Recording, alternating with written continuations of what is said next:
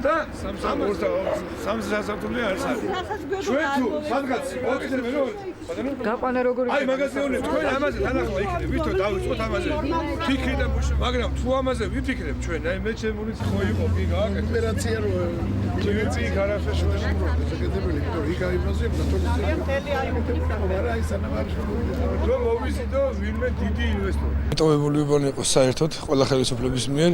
ჩვენ აქ უკვე 3 კედელი გავაკეთეთ საყრდენი კედელი რომელიც საშუალებას მოგცემს შემდგომში გზა დავაგოთ და კომუნიკაციები მოაწესრიგოთ ასევე კითხება კიდე ზემოთ უბანში კიდე 3 კედელი მოკლედ გვინდა რომ ეს თა გავამაგროთ რომელიც იზროდა და საფრთხეს უქმნიდა მოსახლეობას მოკლედ მოსახლეობა ძალიან კმაყოფილი რადგანაც მართლაც არ უგზნიათ არც ერთი ხელისუფლებისგან ესეთი ყურადღება ამ ადამიანებს და ჩვენს კმაყოფილები ვართ რა თქმა უნდა იმიტომ რომ ვასრულებთ იმ დანაპირებსაც ჩვენ შევშვიდით ამ მოსახლეობას ეს არის ადგილი რომელიც ქალაქის ცენტრშია და იყო აბსოლუტურად მიგდებული 10 წლეულობის განმავლობაში რომ შეიძლება ითქვას რომ არ ვიცი ხა საბჭოთა კავშირის დროიდან მოყოლებული აქ საერთოდ არავის არ შემოუხედია არაფერი არ გაკეთებულა გზა იყო ჩანგრევის პირას რამდენიმე მანქანა იყო გადავარდნილი უკვე და ბავშვების გამოყვანა იყო საშიში მაგ ახლა ჩვენი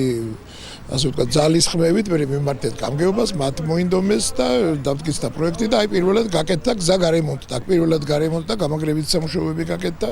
გზა კეთდება კომუნიკაციები კეთდება საშინელი პრობლემა ჰქონდა ეს გზა იყო სულ ჩაწყვეტილი აი ერთი მანქანა ძლივს გადიოდა თან ისეთი საშიში იყო